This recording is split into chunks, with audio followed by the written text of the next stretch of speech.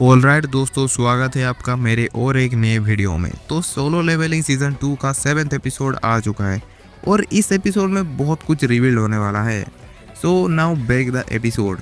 तो एपिसोड के शुरुआत में हम देखते हैं बहुत सारे रिपोर्टर्स को जो एसोसिएशन के बाहर होते हैं और सारे आए होते हैं ली मिन सोंग के इंटरव्यू के लिए। अब ये साला ली मिन सोंग कौन है? ये वो बंदा है जिसको एपिसोड 6 के एंड में दिखाया गया था और ये एक एक्टर है, इसलिए सबका नज़र इस पे है। सडनली वहाँ पे बेक और चोजोंग आ जाते हैं, जिनको देखकर सारे रिपोर्टर्स आके उनको पूछते हैं क्या आप भी यहाँ पर ली मिन सोंग को रिक्रूट करने आए हैं? फिर बेक बोलता है ली मिन सोंग, अब ये कौन है? बट चोजोंग बोलता है हाँ, ली मिन सोंग को मैं जानता हूँ, जो अभी फेंड गिल के साथ है, पर यहाँ पे मैं किसी और काम के लिए आया हूँ।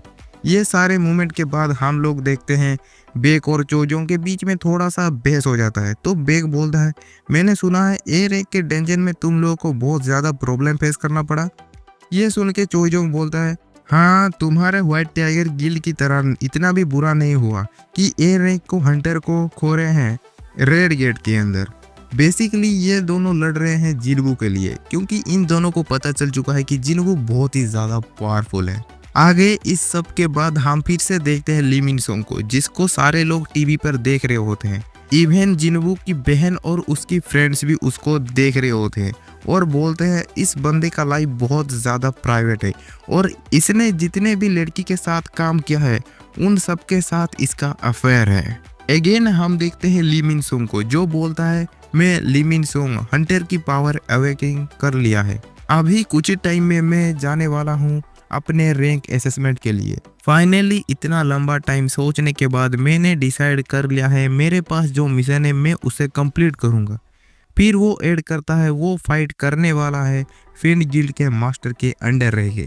तो ये सुन के रिपोर्टर्स पूछते हैं तो क्या तुम एंटरटेनमेंट इंडस्ट्री को छोड़ देने वाले हो? पर आगे हमको पता चलता है कि इसके दिमाग में अलग ही खिचड़ी पक रही है। इसको ए रैंक का रेटिंग बहुत पहले ही मिल चुका है और फेंड गिल्ड के साथ इसका कॉन्ट्रैक्ट बस 2 साल के लिए ही है। यहाँ बस वो 2 साल तक एज ए हंटर काम करने वाला है, ताकि उसके जितने भी लड़की के साथ कांड किया है वो सारे लोग भूल जाएं।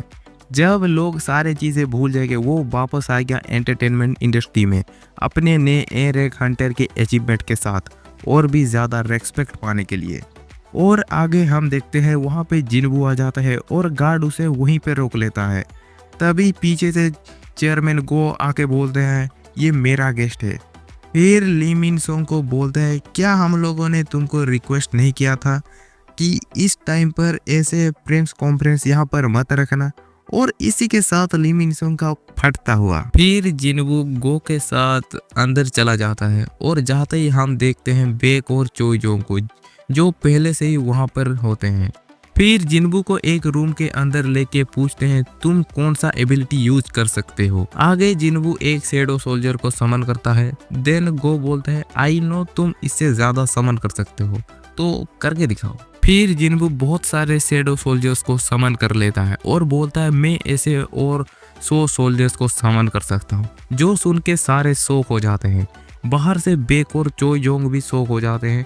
चोजोंग बोलता है इतना पावरफुल है ये बंदा, और बेक इधर बोलता है ये तो मुझसे ज़्यादा पावरफुल है। फिर जिनवू का इवोल्यूशन खत्म हो जाता है और अब जिनवू ऑफिशियली एक एस रैंक हंटर बन चुका है। वहाँ से वो थोड़ा सा बाहर आता है और ये दोनों पीछा ही नहीं छोड़ रहे। ये दोनों भी लाइक जब तक लेंगे नहीं तब तक जाएंगे नहीं। बट जिनवू इन दोनों को इग्नोर करके चला जाता है और आगे जाके डोर ओपन करने के साथ साथ वो देखता है वहाँ पे बहुत सारे न्यूज़ रिपोर्टर्स जमा हो चुके हैं और वो जिनवू को लाइव टेलीकास्ट कर रहे होते हैं।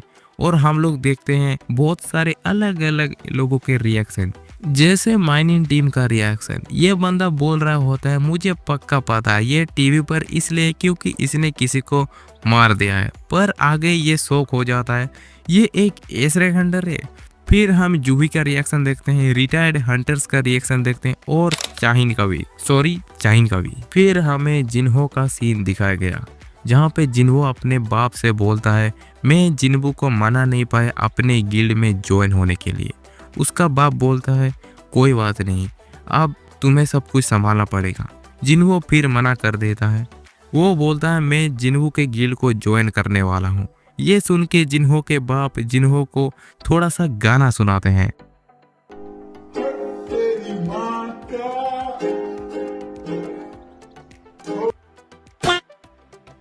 पर जिन्होंने अपना माइंडसेट कर लिया है कि वो जिन्हो के गिल्ड को ज्वाइन करने वाला है। एक सेकंड गाइस, तुम सबके लिए एक नोटिस है, नहीं मानवा रीडर्स के नहीं, नॉन मानवा रीडर्स के लिए। तुम एनीमे में इन दोनों का अंदर जो कन्वर्सेशन देखा उसको बहुत ज़्यादा फास्ट फॉरवर्ड किया गया है। मानवा में इनका कन्वर्सेशन बहुत ज़्यादा लंबा था, पर यहाँ पर बहुत शॉर्ट करके दिखा गया है, जहाँ पे बहुत सारी चीज़ें मिसिंग है। जैसे इनका गिल्ड का मेन मोटिव या काम क्या है, ऐसे बहुत सारी चीज़ें हैं। मैं चाहता हूँ तुम ये सारी चीज़ों को कवर कर लो, कैसे भी तुम मानवा पढ़ सकते हो या यूट्यूब में देख सकते हो, पर कवर कर लेना इस चीज़ को। दूसरी तरफ हमें जिन्हो का सीन दिखाया जाता है, जहाँ पे वो फंस चुका होता है मीडिया के सामने। तो बेग बोलता है ये लोग तुम्हारा दिमाग खराब कर देंगे, चलो मैं तुम्हें घर छोड़ देता हूँ। बेग वहाँ पे अपनी बात ख़त्म भी नहीं किया था, पर जिन्हो अपने एबिलिटी के यूज़ करके वहाँ से चला जाता है, जिसको देख के चोजोंग भी लाइक ये एक मेज क्लास हंटर होके भी फिजिकली काफी स्ट्रॉन्ग है ना बेग। पर इधर बेग सदमे में है। बेग भी लाइक इतना फास्ट, मैं तो इसे ट्रैक भी नहीं कर पाया, साला ये है क्या चीज, जब से मिला ये स्ट्रॉन्ग पे स्ट्रॉन्ग बने जा रहा है। इस सब के बाद जिन्हो जाता है हंटर शॉप में अपने लिए कुछ इक्विपमेंट्स परचेस करने के लिए, क्योंकि वो जाने वाला है डीमन कासल में और वहाँ पे बहुत ज़्यादा हीट है। तो हीट से बचने के लिए उसे कुछ स्पेशल इक्विपमेंट्स की ज़रूरत है। तो सेल्समैन उसे ये दिखाता है, पर इसका प्राइस बहुत ज़्यादा होता है। तो जिन्हो पूछता है कुछ डिस्काउंट हो सकता है क्या, तो सेल्समैन बोलता है नहीं, ये सारे फिक्स्ड प्राइस है। आगे सेल्समैन ऐड करता है अगर तुम इस ग्लास को तोड़ देते हो तो तुम्हें ये चीज फ्री में मिल जाएगा, इवन ए रैंक के हंटर भी इसे तोड़ नहीं सकते। पर जिन्हो ट्राई करने लग जाता है, बट सेल्समैन उसे रोक लेता है और बोलता है मैं तो मजाक कर रहा था यार। पर सेल्समैन शॉक हो जाता है, क्योंकि जिन्हो सिर्फ अपना ओरा रिलीज किया था और उसी में ही ग्लास में क्रैक आ चुके हैं। आगे जिन्हो को चाहिए होता है एक वेपन, और वहाँ पे वेपन भी बहुत एक्सपेंसिव होते हैं जो बहुत कम प्राइस में मिलते हैं शॉप के अंदर। तो जिन्हो अपना वेपन दिखाता है और बोलता है इसका प्राइस कितना होगा। बंदा बोलता है एटलीस्ट 100 मिलियन का तो होगा ही। ये सुन के जिन्हो शॉक हो जाता है, क्योंकि जिन्हो वो वेपन सिर्फ 2.8 मिलियन गोल्ड्स में ही खरीदा था। यहाँ पे जिन्हो को समझ आ जाता है उसके सिस्टम में जो शॉप है उसके अंदर वेपन और सारे चीज़ें की प्राइस बहुत ज़्यादा कम है compare to the real world. तो आगे जिन्हो अपने वेपन को नहीं बेचता, वहाँ से कपड़े लेके निकल जाता है। फिर हम देखते हैं बेग को, जिसकी रातों की नींद उड़ चुकी है जिन्हो की वजह से।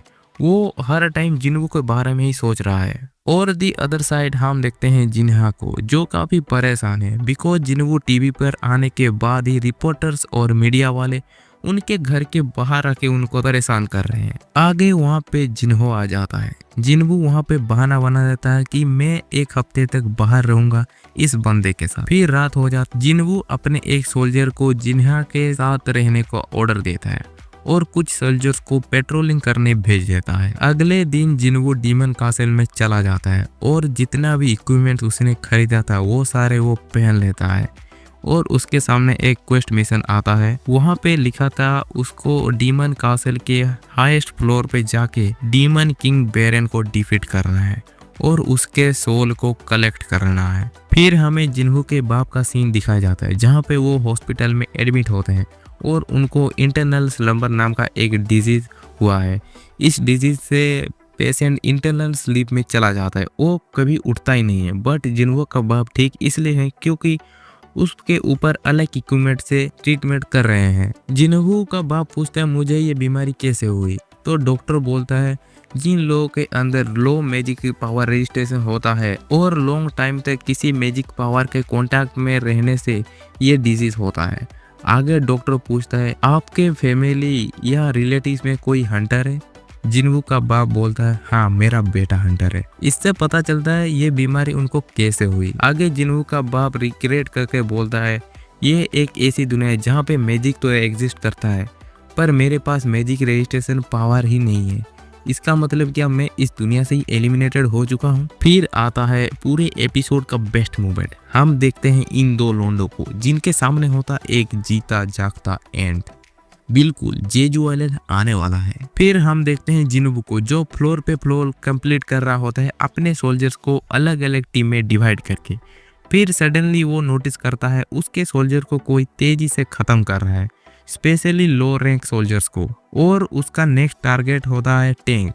तो जिनबू टैंक को फॉलो करता है और देख लेता है कि यहाँ पे कुछ अलग डीमंस हैं। जिनबू बिना कोई देरी के उनके 3 बंदों को खत्म कर देता है और लास्ट बंदे को बोलता है मैं जानना चाहता था कि इन मैजिक बीस्ट को भी क्या डर लगता है या फिर नहीं। हम देखते हैं ये सच में डर रहा होता है। तो जिनबू बोलते हैं मुझे फाइनली इसका आंसर मिल चुका है, और इसी के साथ एपिसोड खत्म हो जाता है। मिलते हैं नेक्स्ट एपिसोड में, तब तक के लिए गुड बाय।